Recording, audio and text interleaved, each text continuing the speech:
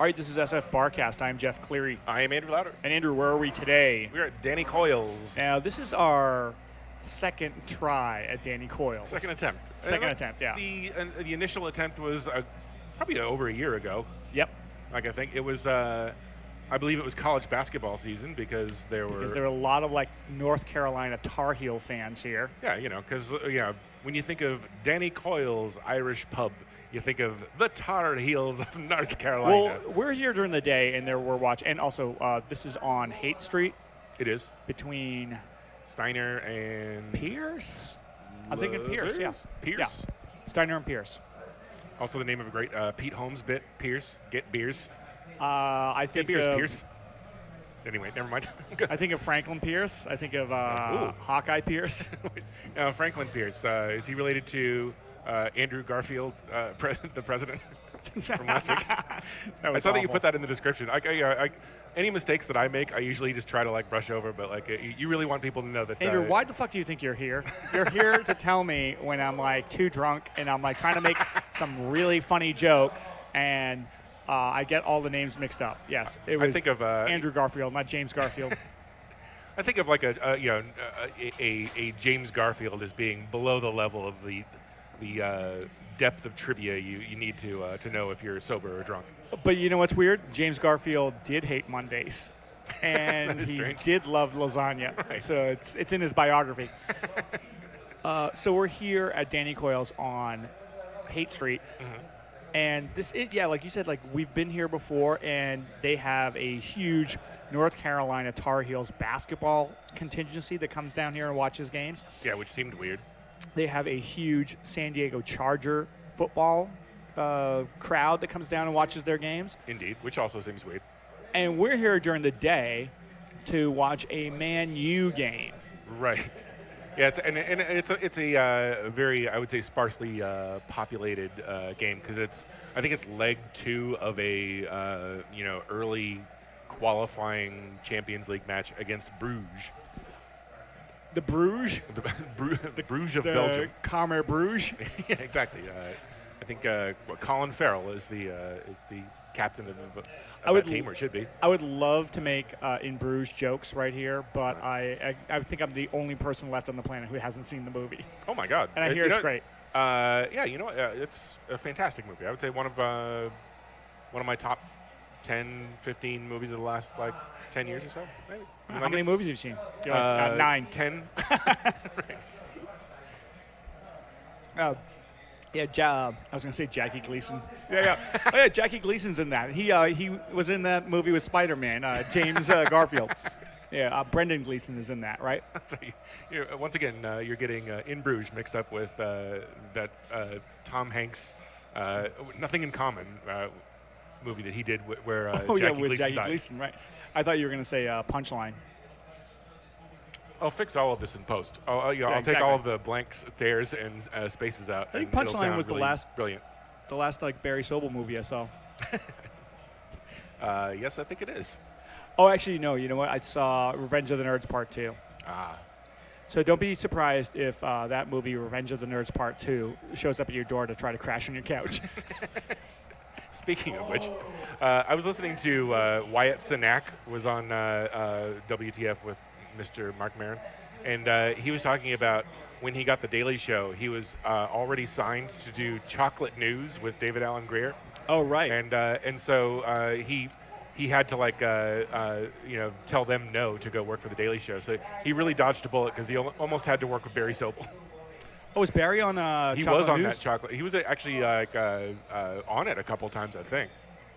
You know what? That's why it was immediately canceled. I am so regretful now that I know I'm finding this out now because, and I'm not making this up, on Sunday night I went down to, after the comedy show at the Right Spot, I went down to the Casanova on Valencia, and I was with a friend of mine, and he just kind of we walk in, and my friend Sean just looks over the bar and goes, "Who's that guy? That guy's famous." And I looked over and I was like, "Oh shit, it's David Alan Grier." He was David Alan Grier was at the Casanova, and he was just there hanging out, talking up some girl. and he's put on a lot of weight, but like it looks like he's been working out. Huh. He's not like the thin, like straight man that you saw on In Living Color. Right. He's got kind of like this. He looks more like Karl Malone. Not as big as Karl Malone, but it looks like he's definitely been working out. But he does drive airbrush trucks, like Karl Malone. He's a huge redneck. Yeah, exactly. And then when he was leaving, I just like leaned over. I was like, "Hey, David, I just want to let you know, in the '90s, I thought you were the best straight man in all of comedy. You were fantastic." And he was like, said, "Oh, call man. me Dag." He would never say that, would he? He's like, "Straight man, you call me gay." I'm like, yeah, it's a comedy term. So this place used to be. Who's that dude? Like, so now I just looked over. Marwan Fellaini. He's Belgian actually, which is funny because they're playing Bruges, and actually Manchester United has 2 Belgian players. Didn't he they have direct Marwan Fellaini and Adnan Januzaj? Didn't that guy direct 8.5? Yes, I think so. Fellaini. Fellaini. So yeah, Andrew, you're gonna have to explain to me all of this. No, not the history of this place, but what is the significance of this Man U game? Oh, it's like I say, it's early, sort of, I guess not qualifying, but sort of like 2-game elimination games. But at this point, Manchester United is up 7-0. In the and so they play 2 games, one at one place and one at the other, and then the aggregate score and with tiebreakers and whatnot is what determines who advances. And so at this point, I think Bruges would need to score 7 goals and then win in like a shootout. Wow. Yeah, because it's about 20 minutes. So it's like that's probably impossible. It's 4-0 in this game, and I don't know that much about soccer, but 4-0 is pretty insurmountable, right? It's like it's like in football terms, we'd said 140, 145 to nothing. Like that. So you're saying they have a chance? Yes, exactly. Yeah, and actually, so every time I turn around, I see Rooney over there, that Liverpool fuck. Is he his hair plugs? Yeah, exactly. And it's like, I think, like, how come, like, well, maybe because I don't watch a whole lot of, like, soccer coverage, but how come, like, people aren't, like, if like, Karl Malone got hair plugs at the end of his career, or Michael Jordan, like, supposedly Michael Jordan was bald, like, at a very early age, and that's why he shaved his head. Right. But can you imagine, like, if Michael Jordan had just, like, let his hair grow in and he had that sort of black Larry, the Three Stooges look, and he was still... Or Larry Nance look. And he was still kicking everybody's ass. Right. He's like, I'm the best player in the world, and I've got this, like, fucking, like, big bald head with, like, hair coming out from behind my ears. We would like George Jefferson fucking, like, taking everybody out on the basketball court. We would totally feel different about bald people because, like, now, like, everybody who is, like, going bald just, like, shaves their head. Yeah, exactly. Thanks a lot, Mike Wilbon. There you go. Now Mike Wilbon thinks he's still, like, virile. Supposedly LeBron James, like his hairline is the topic of much comedy these days. Perfect example, Andrew. LeBron James, like, he constantly is getting, like, shit on because he's got, like, a bad hairline. If he went out and got he doesn't get plugs. He has that spray-on stuff where it's like suddenly, like, at some press conferences, he's got, like, this perfect hairline, and then people just like, yeah, he brought like a slight smear on one. He broke up the shoe polish, right? But, like, I feel like, I don't know, like I don't see anybody in, like, any sports personalities, like, making fun of, like, Rooney for getting his fucking Barbie hair plugs. You know what? Like, it's probably because we're not in England. Because I'm sure, like, there's probably, like, 5 like newspapers a day just dedicated to, like, making fun of him. Yeah, it's true. It's just like, although Rooney goes boony and Goony Foony Foony or whatever, like, whatever the headline is. Although I've always heard that soccer fans in England are very polite. That's their reputation. I mean, like, it's always hello and how are you before they murder you and kill your children. So now, like, you and I both know a lot about sports. I've heard that soccer players, they make a shit ton of money. Oh God, yeah. Well, I mean, it sort of seems fair, I guess, because it's probably it's the world's most watched sport, and so yeah, I guess so. Like I'm sure there's tons and tons of people making jack shit playing soccer, but like the elites of the elite. For one of my trivia nights, I looked up the Forbes list of like highest earners in sports for the year 2014. Okay. And it was like, Floyd Mayweather, and he made all of it. It's like they had like two columns. One was for what they made, like playing their sport. One was for endorsements. Oh, right. So right. it was like Money Mayweather. But I think like Tiger Woods was still up there, even though he like made like nothing, or hardly anything from like winning like tournaments. Right. It's like almost all endorsements. And then it was like Ronaldo. No, it goes Money Mayweather, then like Ronaldo, Okay. and then Messi, and then Tiger Woods, and then like 7 soccer players I've never fucking heard of. I'm like, Right. how? Like, and so then that's what impressed me. I was like, holy shit, these guys make a shit ton of money. Yeah, it's nuts. And like, well, and I think that like, what probably doesn't hurt as far as like making a ton of money is that there doesn't seem to be any sort of salary cap structure in any of like the most like soccer leagues in the world. Like it's just it's basically like if you want to be Real Madrid and spend like literally $1 billion a year on your payroll, like go for it. And like and yeah, you're gonna like dominate, but like I sure hope you can sell enough merchandise to like make up for it. It's a very what do you call it, like libertarian like way to go about things, where it's like, yeah, well, let the market dictate whatever goes on. But we're talking about it's I don't know, good and bad. I mean, it's great for the players, I guess. But like, it's great for the players, but it's like I believe like soccer, like the Premier League soccer, I believe has one of the greatest like situations when it comes to like when they relegate teams of like the Premier League. Yeah, so like basically if you're the worst punished team for failure and you're rewarded punished for for failure, right? Exactly. So yeah, and I like that, but I also don't like the fact that like some billionaire where money's like not even an object to him can just buy the best players. Yeah, but I mean, like essentially. I mean, it's a resource here as well. I mean, like if you're willing to be, I mean, I guess it really hasn't worked for like the New Jersey Nets or anything like that. I was going to say like if you're a crazy like Russian mobster billionaire, like you can come in and do it. But I guess the NBA has like a law or their rules have prevented that. Yeah, they have a like salary cap. Yeah, exactly. But like but it's But like it's true. But the thing is like those teams that have like crazy billionaire owners, like Dallas and like the Nets. I don't even know if Prokhorov is still the owner of the Nets. I think he is, yeah. But it's like those teams don't do well, and then suddenly they're businessmen at heart, right. And they're gonna sit down and just be like, "Wow, this isn't worth it. I paid Jason Kidd a bunch of money to fucking like coach this team," and then he left.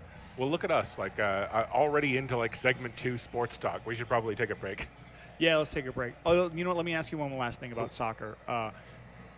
The soccer window is closed. No, go ahead. Is it true that Manchester United is the New York Yankees of the Premier League? Ooh, like, and I know exactly what you mean. Like, there's no, the question is fair completely.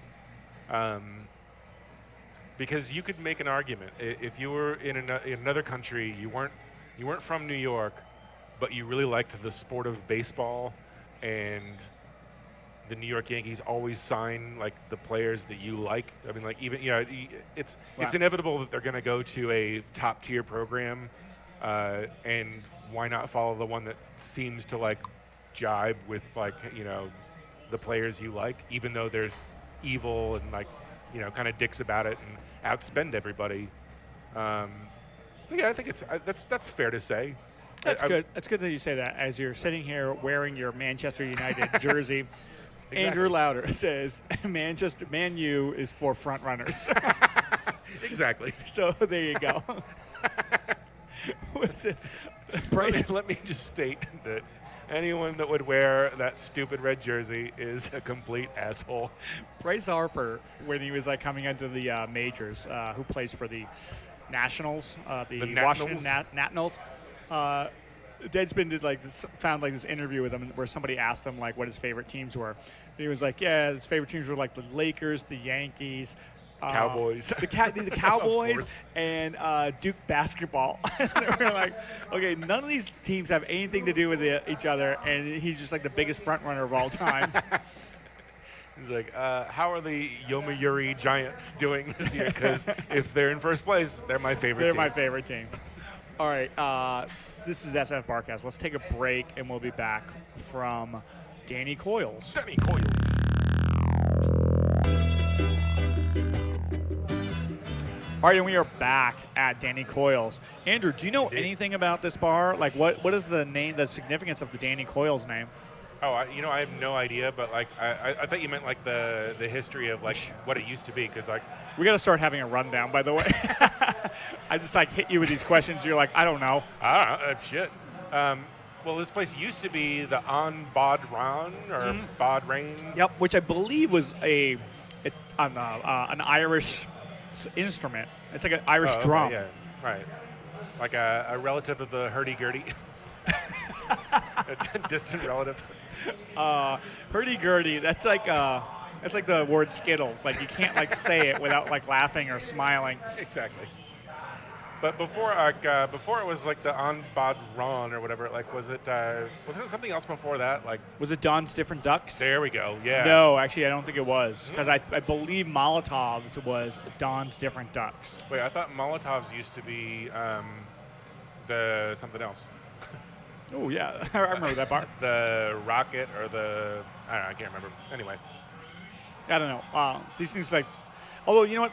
There was a time in like the mid 90s where I feel like the bars were just like changing hands so much. But, you know, Molotov's has been there for like forever. This bar's been here for definitely over 10 years. Was it Molotov's? It's owned by the same owner as the former Albion, now the Delirium. Oh, really? That's what I thought, like initially. But like, I mean, this is back in the mid '90s, so who knows who owns it now? The bar truck just got sold. Ooh. And Is that an alternative lifestyle bar? I thought so. I thought it was a lesbian bar. Oh, yeah, and me too. I was talking to people last night, and they were like, "No, it's just a gay bar." I was like, "Well, I was partial. I was half right." Exactly. Give me some credit. And I forgot who bought it. I think it may be the owner of the Casanova. So, Gavin Newsom again. Oh, actually, I remember hearing. I might have mentioned this last week, but the former not iguana, chameleon. The former chameleon, now Amnesia. Right. Was bought by the guys from City Beer Store. Oh, really? And so I guess they're going to change it somehow. I feel like that might be an improvement. I know they do an open mic on Tuesday nights there at Amnesia, which is pretty good. Rajiv's show. Rajiv has been running it for years. Friend of the But I show. feel like that place, if they put a little money into it, I mean, I don't know. Am I totally changing where it's like, oh yeah, here's like this, age-old personality in the neighborhood. I'm like, they could do better. Exactly. You know what? That place could use some paint. At least clean it up. I mean, there are some bars where it's just like, oh yeah, please buy this and fucking clean the bathroom. A lot of the negative Yelp reviews of this place, like not to give anything away, have to do with the authenticity of this place versus on Badran or whatever. Who cares? Like basically they took a very authentic Irish bar and turned it into a I don't know, TGI Fridays sort of environment or something. I'm not sure if that's a fair criticism, though. They're like, the old bar used to play the Water Boys, and the new bar plays U2. What the fuck? Burn it to the ground. Although I will say, like, the bartender, Curran is his name, has been really nice. But you know what? Like, Irish guys have, like, these great names. Kieran. Like, Kieran is a great name. Yeah. Liam's a great name. It is, yes. Colin is a great name. That's a good name. I looked this up. Who's the guy that's on Peaky Blinders? Like, The Peaky Blinders. That is... Gilliam? Or it's Killian. Killian, that's it. Killian. Killian, even better. And that's a great name. And I was looking up Elvis Costello's original name. I forget his last name, but his first name was Declan. Like, Declan McManus. Declan McManus, right? Exactly. And he really didn't. He didn't fuck up on his new name. Elvis Costello's a great name. Yeah. But like Declan McManus, that's a great name. It's not like you hear these like Well, people. actually, my nephew's. I have a nephew named Declan Hall, I believe. Really? Yeah. Great name. But it's like, sometimes when you hear like celebrities who change their name, it's like, now my name is Tom Cruise, but it used to be Tom Jabrowski. Right. So Tommy Maypother. Yeah.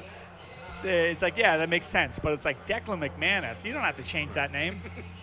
Well, I think like what's his name? Jeffrey Ross. He makes the joke that I think that he was born Jeffrey Lipschitz or something like that, and he's like, he said like that's like ancient Hebrew for yeah, you should really think about changing that. Speaking of comedians, I was going to bring up there was some controversy. The 1 year anniversary of Ferguson. Exactly, right. Let's talk about. We haven't talked about Ebola for a while. Right. A whole fresh set of shootings this morning, so like we can always jump into that if we want to bum everybody out. Well, let's bum everybody out in a different way first. Like supposedly this week, and I say supposedly because I don't know where the problem was. Bill Burr got in trouble for going on Conan. What did he do? And he made some Caitlyn Jenner jokes. Have you not seen the clip? I feel like I saw the appearance, and I can't even remember like him saying anything that controversial. Right, exactly. He was funny. Yeah. But like everybody on like social media was like, reprinting these articles about like how, Bill Burr had gone too far. And he really did not. Like when you go back and you watch it, you're just like, I mean, I'm not gonna turn into one of these Jerry Seinfeld people who will like thinks that like political correctness has destroyed like the comedy. Yeah. Like that political correctness has destroyed the comedy circuit for comedians. Guess what? That circuit sucked to begin with. Oh, totally. Those comedy clubs, like, it's like, oh, yeah, now, after you go on, do I go on before or after the juggler? Look, you go on after the juggler, and you go on before the puppet, okay? and then that's when you go on and you tell your stupid stand-up jokes. Those are comedy those are college gigs. Right. But, like, yeah, Bill Burr went on, and he, like, basically, like, made some, oh, no. He made some like jokes about like Caitlyn Jenner, and people just like lost their mind. Yeah, it's great. What did you see over my shoulder, by the way, that made you like pause like the Satan like, himself? I'm like trying to like tell you this story, and like I looked up right above your head, like there's another soccer game, and this guy was like limping and grabbing his cock. Like he clearly might have gotten spiked in the fucking man region. Well, what are you gonna do? He's just like limp, like when some people like are limping and they're like grabbing their hamstring. Like, oh, that's what hurts. Right. And this guy's like limping and he's got his hand on his fucking genitals, and I'm like, ooh, that's what hurts. Right. So one of the things Bill Burr said that like he was like saying that like he was talking about Caitlyn Jenner, and he like fucked up the pronouns. He's like, oh yeah, people are getting all upset over pronouns nowadays. Or it's like, right. if you say he when it's now he's a she, then people get really upset. Well, it's like, I mean, like people. I understand that that's a mistake, and like people just have to have like a certain amount. Here's my thing with the Caitlyn Jenner thing. It's people need a certain amount of time. Not everybody is on the same like schedule as far as like of acceptance. Obviously, you don't want to let everybody off the hook entirely for everything, but at the same time, like give people a little bit of like. This is new for a lot of people. Leeway. It's not new for me. It's not new for a lot of us who live in San Not everybody Francisco. has to like walk a tightrope. Like maybe you can like build a bridge that normal walking can occur on. Right. I mean, it's like people travel at their own speeds, and like you got to like take into account that some people are way behind you on certain subjects like this. Although I think and I don't know, this is going to sound like an older than us man talking, which is very old. But like, I feel like the information age has sort of like completely bred like this all new level of impatience, where it's just like I'm right, so everyone has to change their mind this very second. Well, don't you kind of feel like a lot of that sort of like huffing that people make over like little like mistakes that like people will make as far as like pronouns and stuff? It's like you're not really upset at them. You're like trying to give yourself credit for like being so much more like in front of this this Yeah, whole you're sort of like trolling, looking for your cause or whatever. Yeah, you're and just like, oh, my cause is going to be like this guy that like you know, you know, may or may not even be making a joke. It'll make me look better if I make this person look like shit. Right. It's like that's basically the attitude. But like my take is like there is like a protocol that even I who have transgender friends, Right. like there's a protocol that I feel like even I am not like entirely sure about. Like Andrew, like what if like one of the two of us just showed up at the Barcast in a dress? Would we Again? Would we automatically go to? Would you or I automatically say, "Hey, go to hero mode"? Well, oh, that's so brave of you to do that. Or are we afforded at least like one time to go like, "Hey, what the fuck?" Right. It's like, hey, not to put too fine a point on it, but what's the deal? Yeah, exactly. with It's like, the you know, dress? am I a caveman for being? If like you show up in a dress, and am I a caveman for being like, Andrew? I have a couple questions. Right. I have noticed a difference. And you just go, oh my, how dare you? It's like, oh my God, so insensitive. I don't know why I have that voice now that I'm wearing a dress, but you know, what are you gonna do? So like that, I feel like if anybody wants to watch the Bill Burr thing, I would like encourage them to go back and watch that. That is pretty interesting, and I don't think there's anything offensive in there. Yeah, I mean, like it's sort of classical Bill Burr material. I mean, it's not, you know. I don't think that he's being shocking for the sake of being shocking or anything. And also, at all. like, where do you like come down if you're Bill Burr? Where do you come down? You're like, hey, look, I am an abrasive comic. That's Right. my job. It's like, and you put this red meat in front of me, Yeah, like, and I'm doing sort of my ask me best to about it. not be like thick-headed about it. But I am like I'm a comedian. That's what I do. I make jokes. And also, the easy joke of the week came from some comic that I saw. I forgot his name at the at Doc's Lab open mic. He said that did you like? And this is true that right before Bruce Jenner became Caitlyn Jenner, Yeah. he was in a car accident, and the judge like found that he was like negligent in the car accident, so he's going to get charged with manslaughter. And the comic goes, didn't he already do that? Easy joke of the week. Totally. Oh, also, by the way, I just want to say one more thing. Like, I was gonna say like you should we'll break in like you know, during editing and give the comedian credit, but in this case, I don't think that they would want it. yeah, exactly. I don't want my name attached to that. One last thing I want to say about like the whole pronoun thing. One more thing about pronouns. I understand some people get upset about pronouns, but just don't freak out if people like fuck up on the he, she thing, like especially in the first year. But you know what I actually find offensive is when people refer to people's pets as it. Like if you've named a pet, like, you know, Right. and someone's like, oh, what's its name? I'm like, well, if somebody named this pet, it's either a he or she.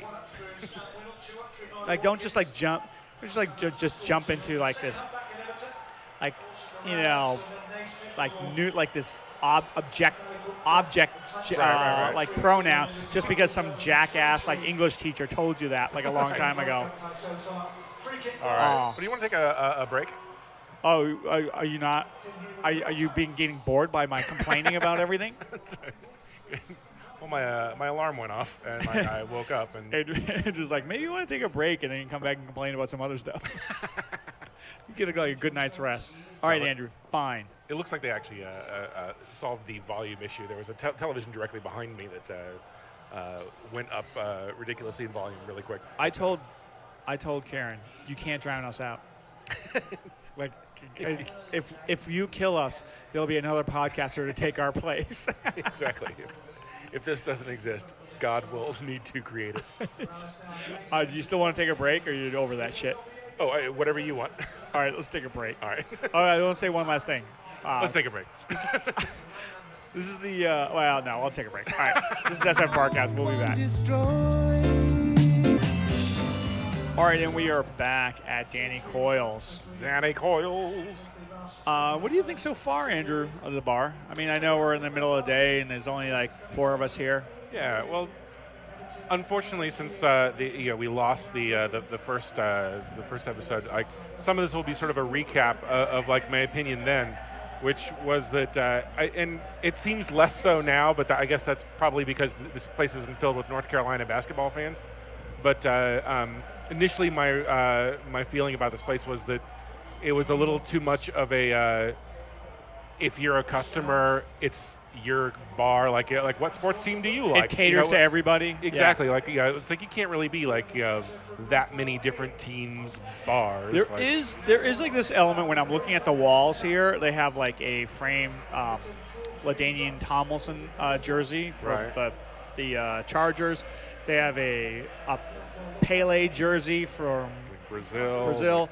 A couple of Man United jerseys. Man U. There's a Seahawks 12th man jersey. Yeah, which is and like odd. you kind of get the feeling when you're like walking around looking at some of these like these affiliations on the wall that if you walk in here with like a Jacksonville Jaguars jersey with like I don't know who's that Blackman, the guy who like keeps running his car into like drunkenly driving his car, and you'd be like, can I put this up? They'd be like, yeah. I mean, that doesn't really bother me that much because in my mind, all these teams are totally insignificant. Right. Like, hey, can I put up my Ray Rice jersey? The only thing that it kind of like, I don't know, rubs me the wrong way is they have a little bit of a little orange sticker on the side of the bar that says the designated hitter rule is an abomination. And I'm just like, yeah. I know there are some people who have very strong feelings about the designated hitter rule, and I actually don't because I grew up in an American League city, and I was just like, hey, we play this way, they play that way, and nobody in the American League gives a shit about the National League of what they play or not. Right. Like, we don't want to force the designated hitter rule on them, but like people in the National League, oh my God, they shit their pants about the fucking designated hitter rule. And all I can say about that is I cannot wait until the National League adopts the designated hitter rule, and then all those people can go cry in their fucking like Coors Lights. So you got that. That's right. I was like a very Bob Costas take by you there. I got hot takes, Andrew. Let me tell you that. Hey, can I tell you one last thing before we get into our other like serious subjects? Like the Gronk cruise. Close. This may be our last podcast together. I'll tell you why. Because I'm going camping this weekend, and I'm going to Lassen Volcanic National Park. Yeah, lovely area. I mean, and it's August, right? Sure. But I looked up the weather report, and it's supposed to. And during the day, it's supposed to be 80 degrees, and then at night, it's supposed to be 36 degrees. Not as pleasant. Yeah, that's 4 degrees above fucking freezing. Wow. So like now I'm just like, what am I even doing? I'm gonna end up like sitting in the rental car. Yeah, exactly. All night. And it's funny because it must have been maybe 12, 13 years ago. I went up there. It's sort of an annual camping trip or whatever. Yep. But the last time I went was I think 2005 maybe, and I just remember going up there. It was the first day was pleasant enough, I guess. Sure. We hung out we'd spin a yarn or two, drink a whole bunch, and I probably drank way too much and plowed face first into the ground in a tent, and then woke up at 1 in the morning and spent the next 7 hours throwing up and being cold. Sure. But you were doing that in the serene wilderness. Oh, exactly. Yeah, no water or anything that you really want. Let me tell you something. If you're going to be hungover, you might as well be in a panoramic place. I probably should have just sat in the lake or something like that for the entire day rather than try to handle it any other way. But so that spoiled me on the idea of ever camping there ever again.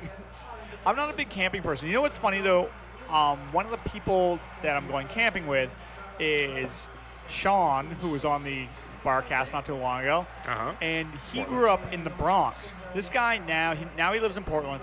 he does more camping than anybody I know. He's rebelling, I guess. But he grew up in the Bronx. I grew up in the fucking woods, and just like that whole idea of camping just makes a fucking vein on the side of my head start to bulge. Right. I do love that. I think Dana Gould recently said that if you want to know what, like, you know, I don't know, white privilege is all about, or like that, go try to explain what a hassle camping is to a homeless person. Yeah, how expensive like camping is to a homeless person. My favorite part of his address to with Just for Laughs was he was like talking about how everybody's like so result oriented in America, where it's like, you know, everybody needs to know who won the week for the movies, not like not what the best movies of the week is. It's like who won at the box office.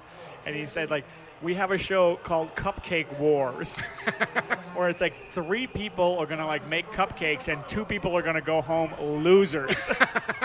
He's like, I don't know a whole lot, but I know that if you have cupcakes, everything's fine. Right. Yeah, that's excellent. All right, so do you want to talk about some current events, like very current events, like people getting shot? We teased the Gronk cruise, so we should at least mention it.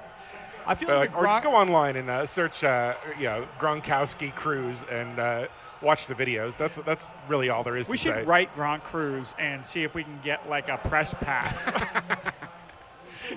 I'm pretty sure they want the press nowhere near what's going to happen on that. I feel like Andrew, I feel like buying a ticket to that if you're a lady is consent. Like, hear me out. There's no way it's not. If we like write Rob Gronkowski or his institute. Right. And we say, look, we have a podcast where we drink a lot, and we were voted #1 by the Podcasters Association of America. They're going to be like, slow down, eggheads. We don't want you and your weird technology on board. No, they'd be like, these are the kind of people we need to, really, preserve the moment in sounds. Ah, Christ.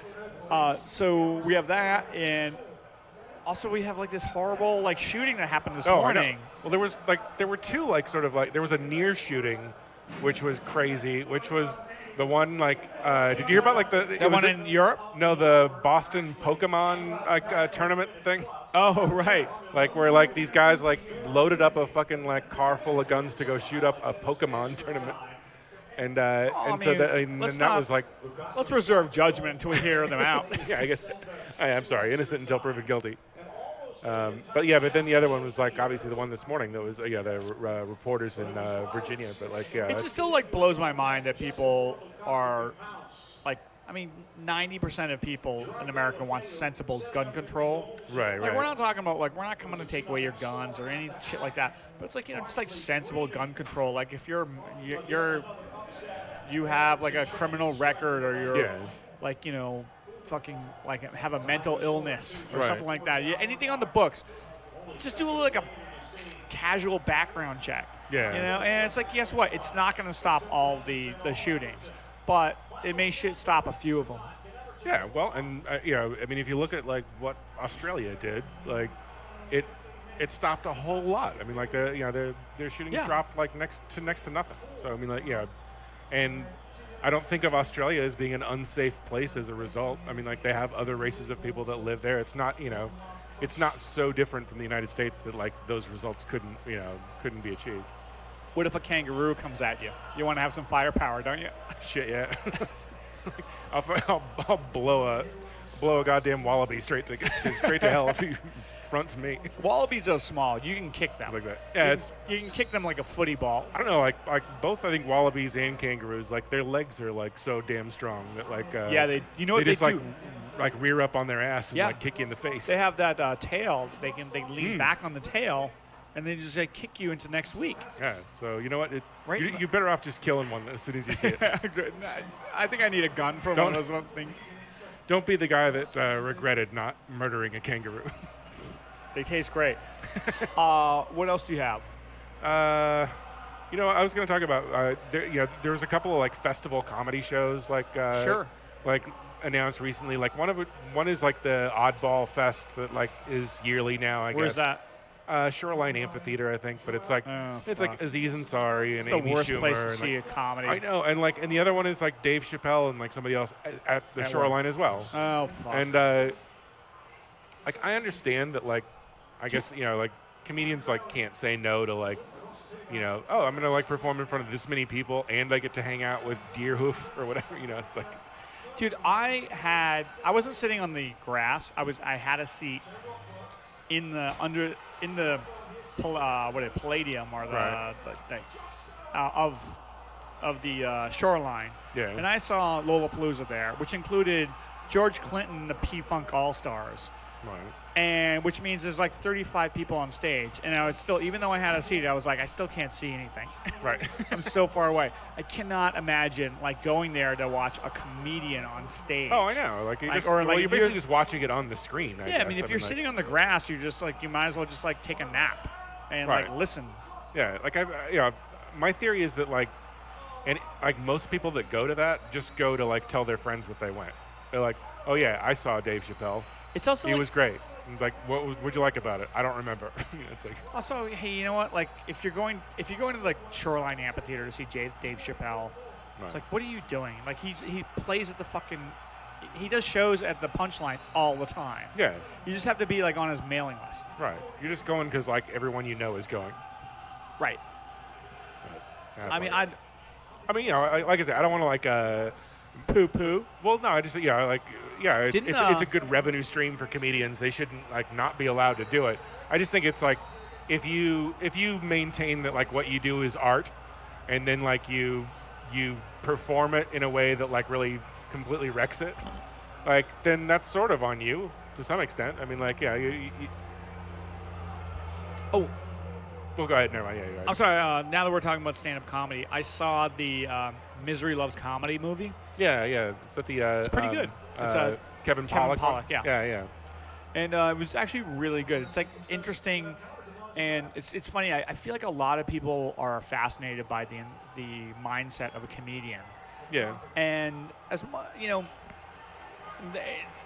the title is a little misleading in the movie because you think like. There's only like one section of the movie where they're like, oh, so do you think you need to be miserable to be a good comic? And like, right. Some comics are like, absolutely not. Some comics it's not are really like a movie about therapy or like psychiatry. Right. It's just a movie about stand-up comedy. Right. But like some comics are like, absolutely not. I don't think so at all. And then some comics are like, absolutely. And some comics are like, you don't have to be miserable to be a comic, but you have to be miserable to be a good comic. So like, I don't know. I don't really know where I can come down on that whole. That debate. Like I remember having like arguments with Emily Heller about this, and I remember her saying that like she's like she was like I honestly feel like comedy doesn't have to come from a place of pain. And I was like I totally understand that, but I think like what I was saying was that I was when I was doing an open mic, we would have some comics show up and they would bring their parents. Right. Mostly like young comics. Yeah. They bring their parents because their parents wanted to be supportive. And I think this gets more into like sort of like the depiction of millennials. Yeah.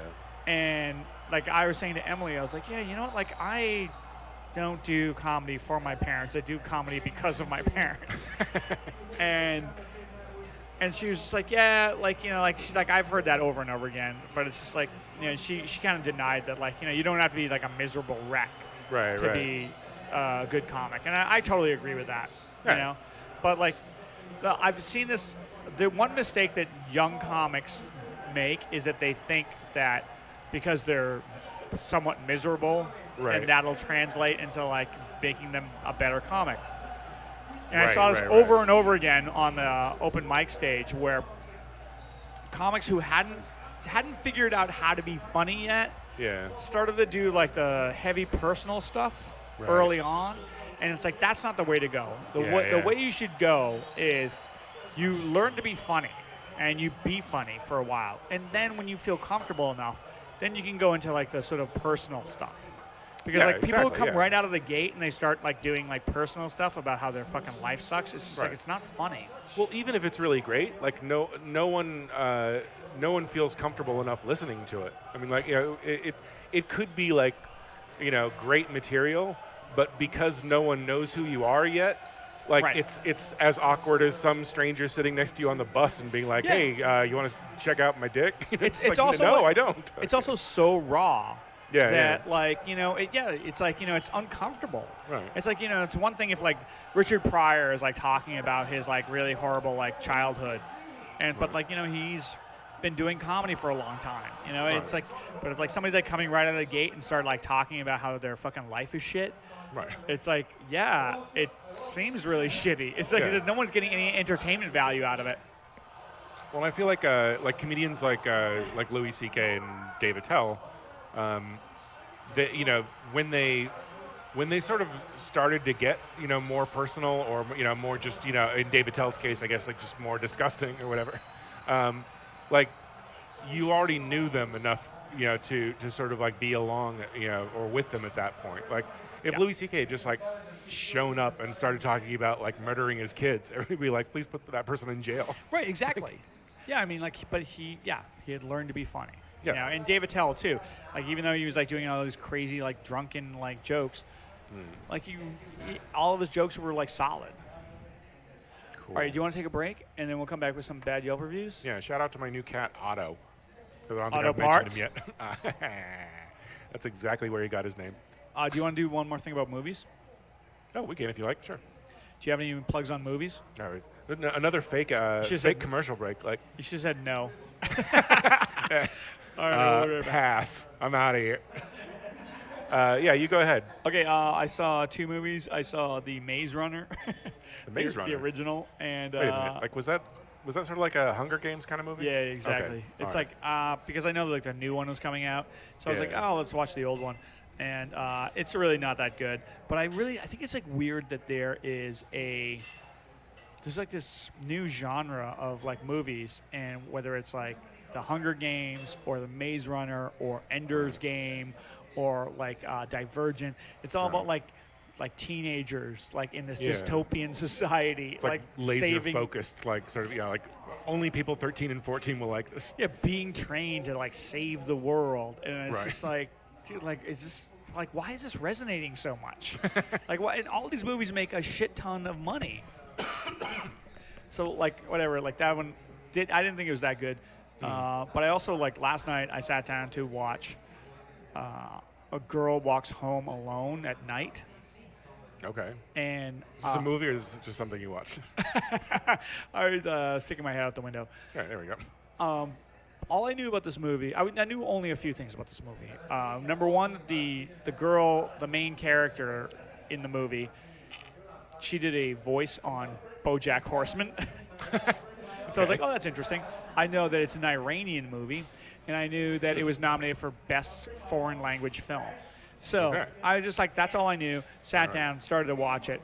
And just from the title and the fact that it's Iranian, I was like, oh, you know what? I bet this movie is about like gender roles in like a changing Middle Eastern society, right? Like, kind of like a sort of feminist sort of critique on like a changing, like, in the wake of like the Arab Spring and all this. Right. But then I started watching it, and like 10 minutes into the movie, like you could have seen the smile on my face from space. I realized, oh, it's a vampire movie. It's an Iranian vampire movie. And I was like, oh, great. Like, I didn't really want to watch the first one anyway. So and it was pretty good. It's funny. It's like a Jim Jarmusch Iranian vampire movie, which seems really weird, but it's good. Jim Jarmusch. It doesn't have that like furry little foreigner. What's his name? Wait a minute. We have to know now, like otherwise. Yeah, no. Oh, like Life is Beautiful. Oh, I want to make love with you, all of you. Benini. Benini, yeah. It doesn't have Benini in it. Or like, I want to. That was like my favorite like Oscar speech ever. Like, And when then he we went never for heard Life from is him Beautiful. again. Yeah, exactly. He's like, I want to take all you and lay you down and make love to you. It's like only like a guy with that like accent could get away with that, and like everybody in like Hollywood's like all herpes, simplex, duplex, everything. oh, he's so funny. I have so many diseases. Don't make fun of his foreign ways. By the way, I saw they did a profile of that guy, Benini, on Yeah. 60 Minutes. And, he used to be in all these old, like, Jim Jarmusch films, like Down by Law. Okay, yeah. And they were interviewing Jim Jarmusch. And, like, Benini is, like, one of these guys who's just like, oh, yes. He's always, like, speaking in this, like, kind of stupid, like, broken English. Right. Where, like, he sounds like a fucking... Sounds like Robin Williams yes, doing an he sounds like a Italian Robin person. Williams impersonation. And they were interviewing Jarmusch in this, and he just goes, yeah, you know what? Like, I worked with him in Down by Law like 20 years ago, and you know what? He goes, you know what? He spoke perfect English. Like, I don't know, maybe he was telling a joke, but I like to believe that he wasn't, and I like to believe that like he's like leading on that like, yeah, you know what? He's just playing up to your like dumb like what your dumb ass wants from like a like a likable foreigner dude, or it's like, oh yes, I like to think of him like backstage before the Oscars, be like, "Oh, let's get this over with. Get these fucking assholes what they want." Oh, he's like smoking. It gets worse every year, you know. That's, hey, how's it going, everybody? Bunch of stupid plebeians, fucking tap dancing for the man. Do you have any movie recommendations? God, you know what? Like I haven't seen much in the last couple weeks. What was that TV show you watched? You know what? Like I watched the first part of Show Me a Hero, the David Simon thing that takes place in Yonkers. Yonkers. And it's really, I mean, it's great so far. It's very sort of wire-ish, like there's probably like 50 characters like introduced in the first hour. Where you're just like every 2 minutes you're like, who is this guy? Like, why is he here? Like, but then it all ties together. The guy from Inside Llewyn Davis is in it. He's great. Like, and Jim Belushi is surprisingly good. Jim Belushi, the Belushi? Yeah, the fucking Belushi. Who knew? I watched the part of the first episode and I couldn't finish it because I was just like I was too. You about to say sleepy? I was too sleepy. I was gonna say stoned, but I wasn't stoned. I was too sleepy. But like I was a little disappointed that like it's called Show Me a Hero and they don't have Bonnie Tyler singing "I Need a Hero" from the Footloose soundtrack in it. It is a terrible injustice. Exactly. So they settled for like Bruce Springsteen or something, I think. Oh, fucking hack. Are you ready to take a break? This time we'll really take a break. For reals. Okay. Wait, do you want to talk about third world debt relief? Oh no, let's wait. Did I mention my new cat? Yeah. All right, we'll be back from Danny Coyles. You fucking one bridge having piece of shit city that no one gives a fuck about. The terrorists will never bomb you people because you're fucking worthless and no one cares about you. You are this high above New Orleans. No one gives a shit. FEMA would never show up for you fucking assholes. I hope your mother has herpes in the center of her asshole and you go home tonight, you lick it, you get it on your tongue, and some other horrific shit happens that involves cancer. To all of you, 11 minutes left. 11 minutes. All right, and we are back at Danny Coyles. Danny Coyles. Danny Coyles on Haight Street. Haight and Stein. What did we say? Steiner? Haight between Steiner and Pierce. Steiner and Pierce. There we go. Deep in the Haight. The lower Haight. The lower Haight. Yeah, exactly. Yeah. I still like the lower Haight. Yeah, you know what? I do too. Every time, like Mad Dog in the Fog is here. You got your Nickies. You got your, I don't know. I was sitting. Knock Knock. Oh, there's another place.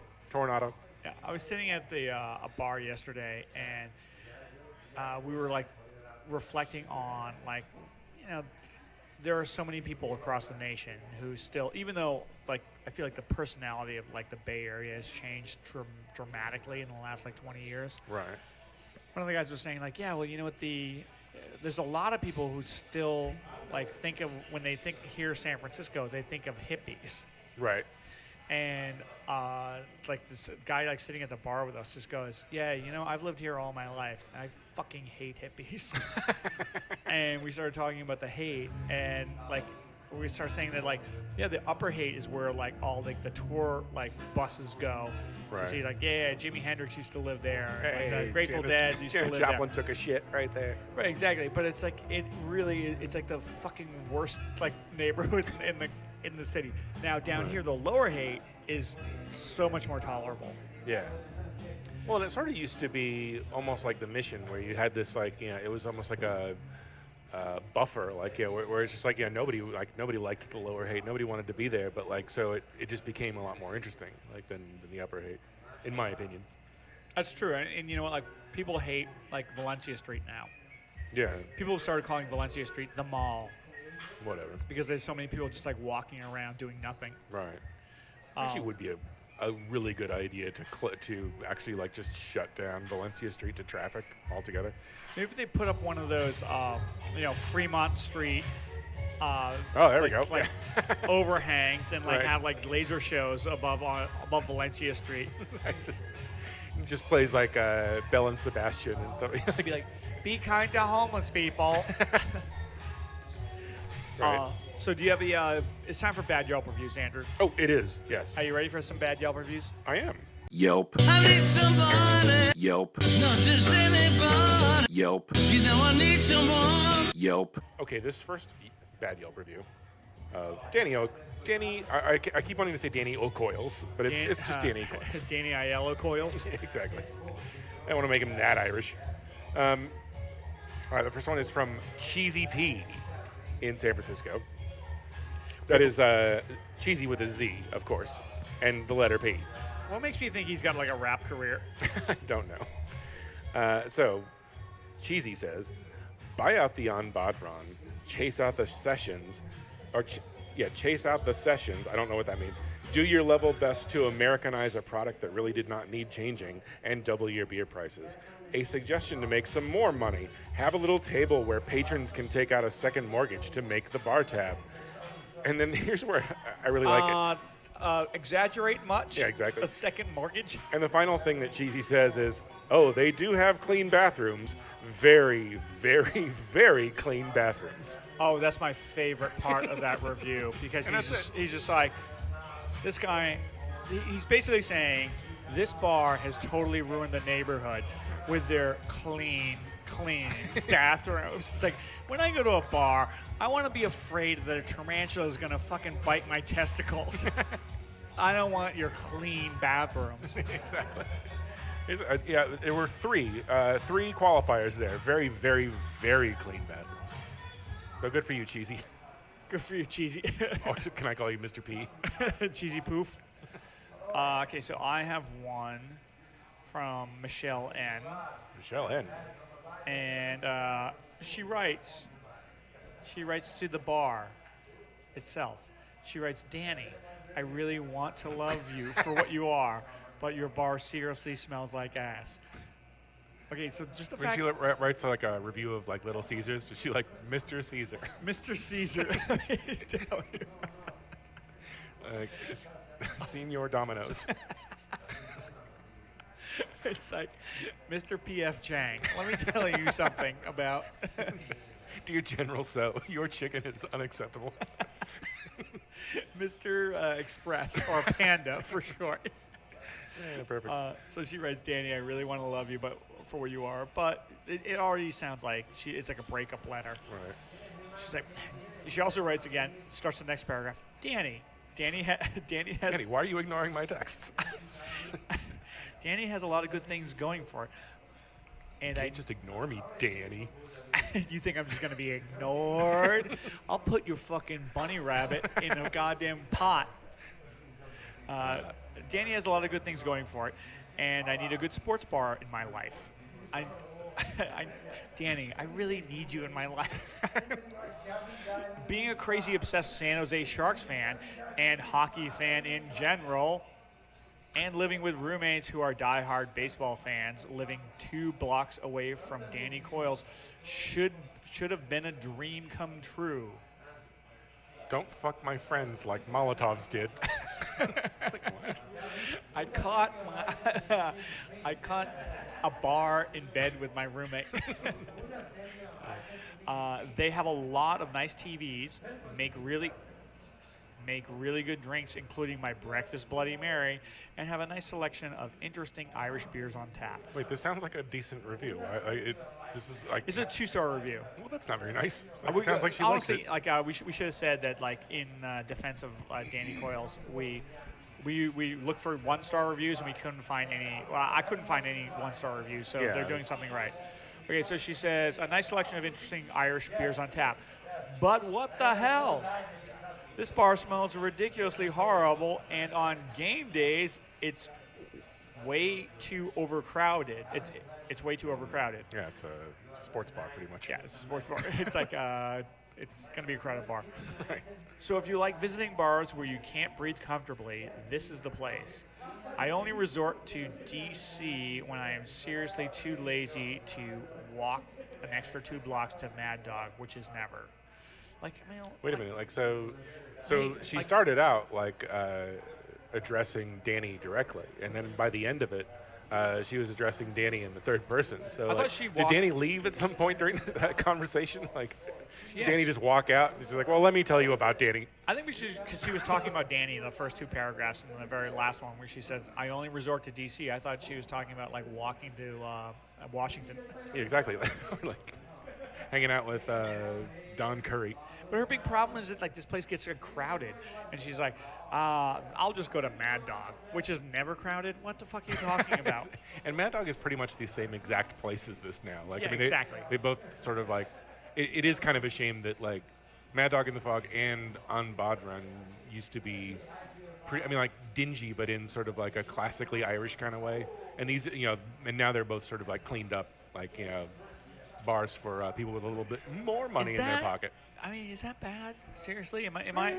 I mean, it's hard to say. Like, there's one thing to say where it's like, okay, if you're at CBGB's and Right. like everybody knows how horrible like the fucking toilets were there, and if like somebody like moved in and like buffed the place up, everybody would flip out. But it's like a punk bar. Right. I mean, the fact that like you're like, oh, it used to be an authentic like Irish bar, and now it's clean. Like, what does that say about like Irish people? That's right. I used to be able to walk in there and not get a bottle broken over my head, and like now it is a completely inauthentic Irish bar. This used to be authentic. Now I have to go to the bathroom to take a shit. I just can't get used to that. Right.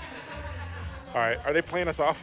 Yeah, Andrew, What do you got? Or what do you have to plug? I should say. Or did we already sort of do plugs? all or? my plugs were like in those movies. Oh, okay. I'll say one more plug, and that's the Wyatt Cenac interview on WTF with Mark Maron. He had some really interesting shit to say about Jon Stewart, and like just I didn't know that their relationship was so contentious. Well, And he was on the last like Jon yeah, Stewart episode. I guess that was a big conflict for him, like whether or not he wanted to do it, because he didn't feel like there was ever any closure between them. Can I say, like, I actually hated the way people like reacted to that whole thing, that whole I interview. didn't really where even it's like, hear yeah, much about it, like like at the time. I don't think. Like Wyatt Cenac said that like Jon Stewart was like shot down some of his ideas and was kind of like shot him down in like a less than pleasant way. Yeah. And then like people on like social media were like saying this always had confirmed what I always figured, that Jon Stewart was an asshole. It's like, dude, like these are people who work together. Yeah, Like, exactly. Yeah, you that's fucking like ridiculous. Like if anything, like Wyatt Cenac is kind of a little bitch for like like going off and like like airing out the dirty laundry. But Yeah, like, it's still worth listening to. I mean, like, just because his side is actually kind of interesting, and like, not I would I wouldn't say that it makes Jon Stewart out to be a total asshole, but like, who knows? Like, I'm sure it's like half of the story, and I know, and that's the thing is, like, that's fine. But I it's just interesting assume to that- listen to. I assume like anybody you work with, like there's gonna be conflicts, right? Sure, Like, yeah. like you want things a certain way, and especially you're working in a creative medium.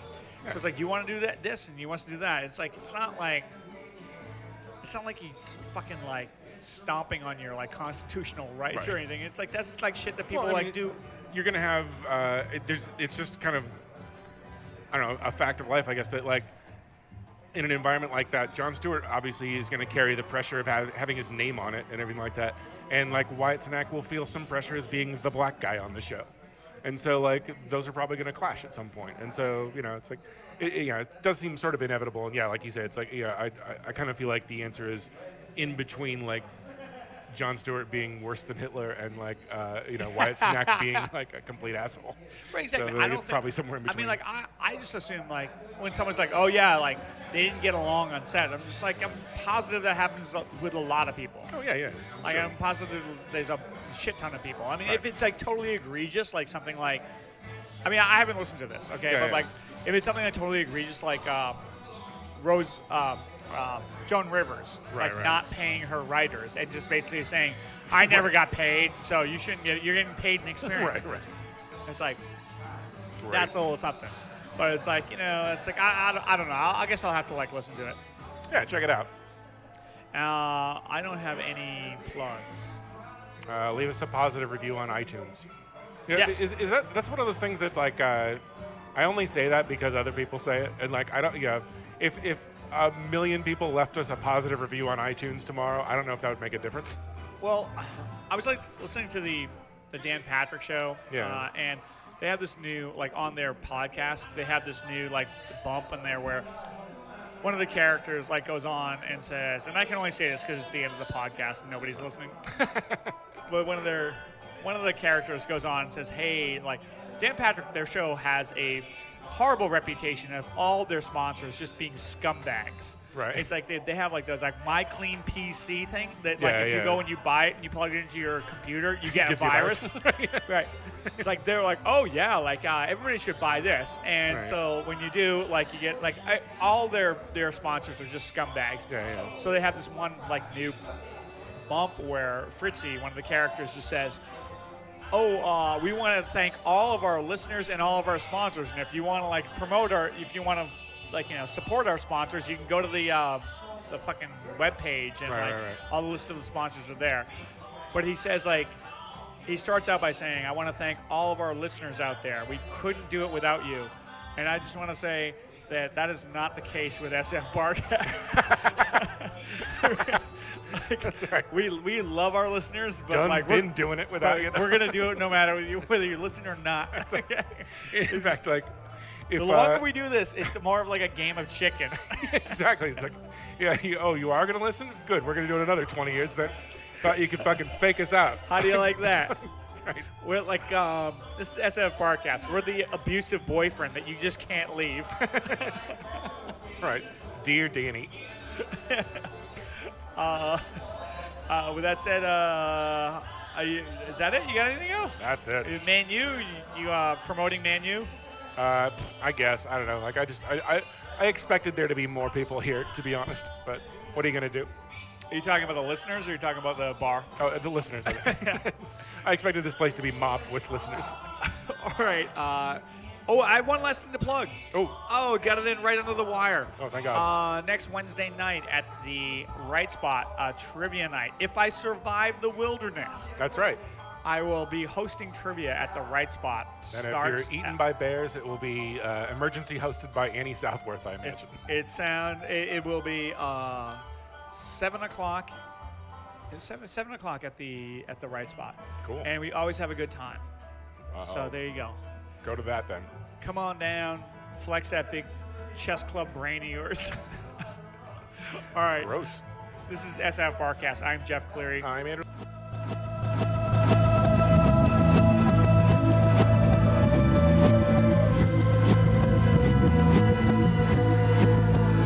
You can use this.